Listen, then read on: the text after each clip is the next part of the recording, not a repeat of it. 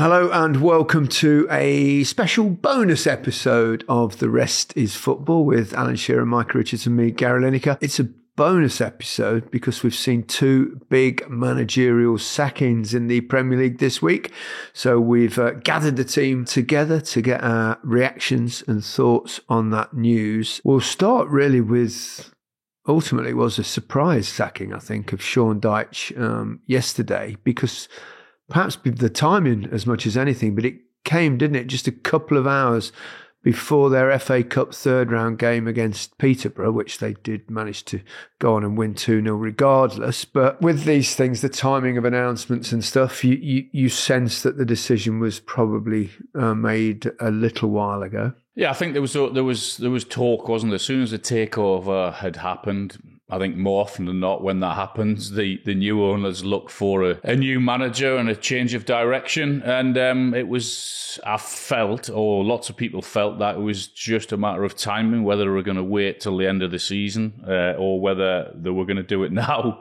And I mean, to do it, I know football's crazy at times, but to sack someone, 2 or 3 hours before a game, he'd been in the morning, probably named his team to the players. And then 2 hours before, 3 hours before kick-off, he finds himself sacked. It was a bizarre situation. I think it's a real gamble on Everton's part in the current situation that they're in. It's a massive gamble. And imagine being one of those players sitting in your pre-match. Apparently, the news came through during their pre-match meal. I can't remember a case like that. I'm sure it has done over the years, but it must have known though, guys. Surely, I mean. It gets announced, doesn't it, a couple hours before, but they must have been told in the morning, surely. It appears not. I don't know if they're trying to keep that in-house. I think if you're going and all the set pieces and all that, maybe it's pick the team or whatnot, but there's so many complications with these sort of things, isn't there?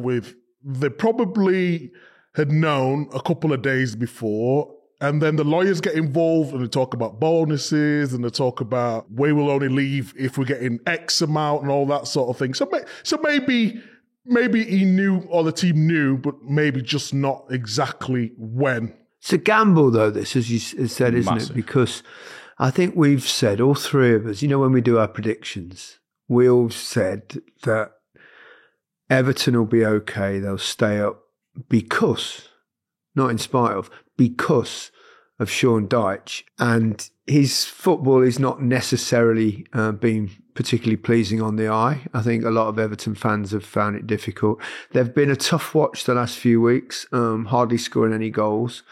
But the one thing I'll reiterate is that we all thought that, even despite that lack of form, they managed to get draws against some of the big teams. And you're bringing in someone new, and that might work. There might be a bounce. But if there doesn't, you might end up in a situation where you're slightly more likely to go down than perhaps you would have been under your previous manager. Yeah, I think say what you want about the football that they played, and it wasn't a great watch, and obviously they didn't score very many goals. But there's no doubt in my mind that the most important thing for Everton this season is staying up. And I think he would have guaranteed that. Now, I think it's a huge gamble. And you're always judged by your results and how you play and all of those things. And obviously, they don't score that many goals. But I think he deserves great credit for what he's done at a really, really difficult football club. I mean, it's been a mess, hasn't it, over the past so many years because of docked points, not being able to spend, not being able to bring in who or what they want, and had to go in a certain direction. And I think he sort of steadied that ship and almost guaranteed them Premier League football, and the state that Everton were in, that was an achievement in itself. But as soon as the new owners came in, we all knew, we know how it works. We're not naive or daft enough to know. But I do think it's a huge gamble for where they are now. And I think whoever they're going to bring in, and there has been mentions of Mourinho, and David Moyes is a short favourite now. But I would pretty much guarantee that whoever takes over will have to be given assurances that they're going to spend money in this month, because, as I said, I think it's a huge gamble for them to do what they've done with Sean Dyche. Yeah, particularly, I think he deserves credit. Don't forget last season the points deduction that they had as well, and he still managed to keep them up. So yes, you're absolutely right. He deserves credit, whether you like his style of football or not. But when he first came in, don't forget, they got a lot of crosses in, and they were down the flanks and stuff. But they just seem to have gone into a real rearguard action in recent weeks, Mike. Yeah, but I think context has to be given as well. I think if you look at Everton and you say, who are their top 3 players, or top 5. So you look at the goalkeeper, Pickford. Definitely. You look at Braithwaite, centre-half. Tarkowski's very consistent. Mykolenko's done well recently. You look a bit further forward and you're looking at McNeil and you're looking at and Dye. So I don't understand what people want. I think if Everton were to play on the front foot and try to play expansive football, I think it'd be a detriment to the team. I understand and I agree with Everton fans in terms of they need, if they want to move forward, so the thing's going good for Everton. It was a takeover, wasn't it? Then it was a new stadium, and then it was, how can we invest within the team? And I feel it's a mistake letting Dyche go, because I think he's the best equipped to keep them in the Premier League. Going forward, you go into a new stadium, you want a different style of play, you can get some players out who are on the wage bill, and then you can go again and start again. I would understand if that happened at the end of the season, but I'm with Alan. I think it's a massive, massive gamble right now. And I've been in the Premier League, gone down to the Championship. We had the likes of Agbonlahor, whose appearances in the Premier League. We had Jack Grealish. We had myself. We had seasoned vets, Joleon Lescott, who had played in the Premier League. You go down to the Championship, and it is honestly, it's like a minefield down there. Anything can happen. We should have came up that season with the names in our squad. We was nowhere near it. Wasn't even in the playoffs. So my opinion is, I understand the frustration from the fans. The football needs to be better, but it's a massive, massive gamble doing it right now. End of the season would have been my choice if you want to go in a different direction. Would David Moyes be your preferred choice, Alan? I mean, he's obviously an integral part of the history of that recent history of that football club. Friend of the pod, of course. We were talking to him, weren't we, during the Guinness Live event that we did. He was saying whether he'd be tempted back into management or not, and he said it'd have to be the right club, somewhere where I've got a chance, somewhere not necessarily in the relegation zone. But I think the pull of Everton for David might be a bit too tempting for him to resist. Well, we're not giving away any secrets in terms of what he said, because I think I'm aware of he did an interview for the BBC after a match of the day that I did with him, and he did say that he wants to get back into management, but he wants to have a real good chance, and he doesn't really want to go into a relegation battle. And he doesn't want to be firefighting all the time. But I think, so that's why I think if he were to take this job, then he would have to have guarantees of that they're going to bring in a few in this window. Otherwise, I'm not so sure he would actually take it. I think it's been confirmed that he is in talks, so that's quite significant. They would have to guarantee him to bring players in this window. It's a difficult one, isn't it? I think it's going to pull at his heartstrings. I mean, you know the love he has for the club. He's still up to date with all the football. I think to the end of the season, it'd be a good choice. I think bringing it forward, the whole thing with Everton, they want a freshness, don't they? They want new stadium. They want a manager with new ideas. I think Moyes is a top manager. We've seen what he did at West Ham. We see the trophy he brought there after how many years. So to the end of the season, for sure, I think he'd be the right fit. Whether that's he thinks he's the right man just for that short period of time and would want longer remains to be seen. But yeah, I think for somebody to steady this ship, who knows the players, know how the club already works, I think he'd be the perfect man. Do you think he'd take it without guarantees of players coming in this month? Well, that again, it's that situation where you mentioned the takeover, Alex. How much do clubs really have to spend with the whole financial fair play and PSR? We don't actually know, do we? We sort of scratching our heads. I've been watching the transfer window, and they've been talking about the same players for the last how many days, because it must be frustrating for them. So we don't actually know. It's really quite difficult during the January window as well, isn't it, to get signings over the line? Yeah. You get the odd ones, but it will be difficult. But they definitely need additions to that squad. What's that old adage? You should never go back. Although when David Moyes went back to West Ham, it was I would say it was a success. Obviously, winning that trophy. And well, if it is David Moyes, we wish him all the very best. Obviously, go on, Moyesy. A homecoming. We'll find out shortly. Let's take a break, and when we come back, let's talk about West Ham. Welcome back to The Rest is Football with Micah Richards, Alan Shearer and me, Gary Lineker. We've discussed the situation at Everton, similar circumstances in its strangeness as well with the departure of Lopetegui. Pictures started circulating, didn't they, in the media of a meeting between Graham Potter and Tim Steitzen, now who's, I suppose, described as the director of football at West Ham. And lots of rumours then started circulating that Lopetegui was going to lose his job.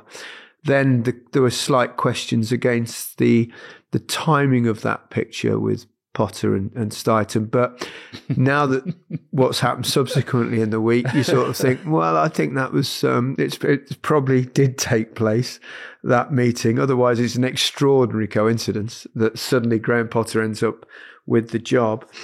Firstly, they've made a few mistakes, West Ham, haven't they, over the last few months? Yeah, I mean, I had West Ham a lot higher in the league because I thought they had a pretty decent summer with the money that they spent and the players that they brought in, and I was expecting a lot better from them this season, and it hasn't worked for them. It wasn't ever a great fit. I don't think they were ever quite content with him. So again, it was one of those things. But I have to say, the way it sort of unfolded the day or two before Graham Potter was announced. I mean, goodness me, how not to do business in football. It wasn't a great look at all for it to be all over the newspapers or pictures of Graham Potter and the director of football. But you know what? As a manager, you can't really complain because that's the world that football is. That's what happens. If you get bad results, then there is a chance that the chief executive or the director of football could actually be talking to someone behind your back in the hope that. Well, I say not in the hope. If you get the next result is a bad one, you're out and someone's ready to come in. It's bloody brutal. Well, I was talking to Righty behind my back, trying to get him back on the pod. I tell you what, with Alan's managerial reign was so short, they didn't have time to talk to any other managers. It's such a brutal business, isn't it? It's horrible sometimes, but you know the rules when you go in as a manager. Again, West Ham weren't particularly much worse off than they were last season. Some of the performances, let's say they've had mixed performances, but some real thumpings, but some decent results in there as well. It's not a long period of time for a manager to sort things out, is it? 6 months. Yeah, but the only thing is, guys, I would say to that is, what was West Ham's style of play under Lopetegui? Because we were trying to figure it out. And remember, we did our mid-season predictions. And I said, what are West Ham? I don't know. They've sort of got ball players, Paquetá and Kudus and Bowen, who are really good on the transition. And then you bring in Kilman to play out from the back, really good left-footed, want to play through the lines. Then you've got like Alvarez, come from Ajax, who's a really good player, but doesn't really fit. Sometimes he's playing midfield, sometimes he goes to the back. They've got Antonio up front, and obviously had the accident. Fulcrum gets injured, so it's very difficult. But were they a crossing team? Were they a team who wanted to play through the lines? Were they a counter-attacking team? I couldn't figure out what they was trying to be. And sometimes they did some really good things within games, and sometimes defensively they were all over the place. They had no real structure to what they was trying to do. At least now with Potter, you know what he wants to play. He wants to play through the lines. He can go between a 4 at the back and a 3 at the back. He can play with wing backs. Wants to play at every moment. He can bring through young players. So at least we know there's a style of play with Potter. The only thing I would say on that Micah, is that I listened to one or two and read some interviews with players, particularly when he was at Brighton. They said one of his real strengths was that he could change things during a game 3 times, play 3 different systems. But that sort of goes against what you're saying about he has a style of play or a certain manager. But so you're talking about... No, but he could tweak. He could tweak. Just tweaking, yeah. He wants a style of play, but he's not afraid to change it if need be. I think that's what makes him so good. Ultimately, the same footballing philosophy, though. Correct. And even before Brighton, that Swansea, they played really good football as well. Not a lot of people talk about Swansea. They talk about Osterson and what he did, and he was at Leeds, Carnegie and all those sort of things. But Swansea, they played really good football. The only, I don't want to say problem, I think the thing that he needs to show us is, can he do it with a team that expects a lot? So Chelsea was very difficult. The expectation levels were massive.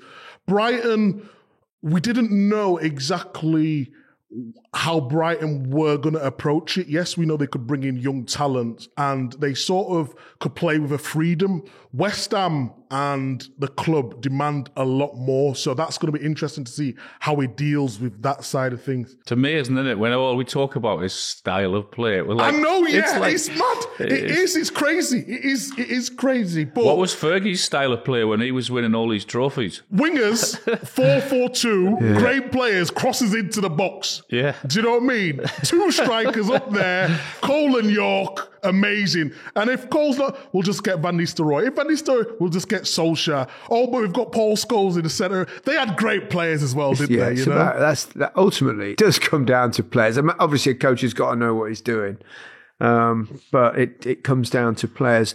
And also, don't forget, Brighton is an incredibly well-run football club. We all know that. And they get things right. And then the manager that comes in after him does as well, if not better, and then the manager that comes after that one does as well, if not better. So it's a very well-run football club. West Ham, not so sure. At present, they've struggled a little bit. I think also from a Graham Potter point of view, you can be out of the game for too long.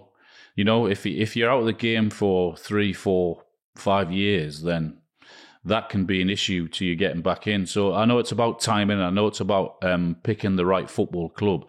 But I think from his point of view, he'd been out long enough. He'd 647 days, Alan. Yeah, that's right. I think that it's a long time. And if much longer, you run the risk of not getting in at the level where you want to get in and probably taking a bigger gamble elsewhere than you want to. So I think from his point of view... Who's taking the biggest gamble? Everton or West Ham? If Everton go with Moyes... And don't forget, we were talking about the gamble that it was getting rid of Sean Dyche. Well, I think timing wise and the precarious position that Everton are in, then I think Everton's taken the bigger gamble in terms of the timing. There's no doubt about it. I'd agree with that. Everton, I think, to have some positive results, to have a structure and a defensive unit. Yes, they didn't score enough goals. I just think Everton at this moment, that's what they are.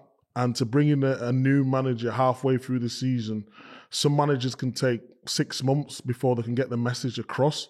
They don't have the time, so I'd definitely say Everton took a bigger risk. It's a brutal business being a manager, isn't it? It's horrible, isn't it? It really is. I interviewed Harry Redknapp a couple of days ago, and that podcast is also out today, which was terrific. It's a lot of fun. We basically talked the whole hour on football management, and I mean, he's always got so many good stories, but he's also really interesting as well. So I would hope that you listen to that. I think you'll really enjoy it. And let's see how West Ham and Everton do. They'll all be hoping for that short little bounce that some teams get and some teams don't. I think I read somewhere where the actual data actually suggests that there's no such thing. Some start well, some don't. But overall, it's about 50%. So it's probably a myth, but both teams will be hoping for that. Wolves had a little bounce as well, didn't they? So, yeah. Wolves had a little bounce. Leicester had a very little bounce. a game and a half. This bounce, can we just say, though, obviously this bounce or a bounce within a team is dependent on what your fixtures are. Surely. If you've got Man City away and they're flying high, or an Arsenal or a Liverpool or a Chelsea or whoever it may be, then the chances of the bounce become significantly lower, no? Yeah. Absolutely, Micah, which suggests that the whole thing's a myth. Although I think there is a certain subconscious thing about players really wanting to impress a new manager, and they go out full gung-ho, and then I don't know whether it's that's the science of it is accurate. Unless the manager is horrid and everyone's just sick of him. Yeah. You know? I understand that there's a bounce within the place. I get it. But it all depends on the results you have. It's a results business, always has been. It's a brutal game. Well, we wish Graham Potter all the best, and possibly David Moyes too. We'll have to see how that goes. But that's it for this sort of emergency episode of The Rest is Football. Goodbye from me. Goodbye from me. Goodbye from me. Have a great FA Cup weekend. Oh yeah.